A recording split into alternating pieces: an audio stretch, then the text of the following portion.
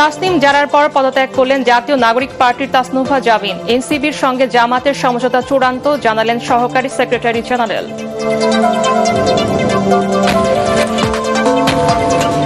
বগুড়া ৬ ও ঢাকা ১৭ আসন থেকে নির্বাচন করবেন তারেক রহমান। মনোনয়নপত্র সংগ্রহ কাল শেষ হচ্ছে সংগ্রহের সময়সীমা।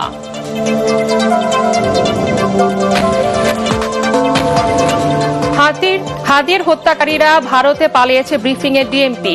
শুটার ফয়সালের ২ সহযোগী মেঘালয়ে গ্রেফতার, ৭ থেকে ১০ দিনের মধ্যে চার্জশিট।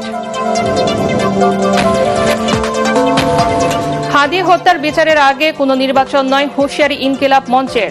৮ বিভাগীয় শহরে অবরোধ কর্মসূচি শুরু।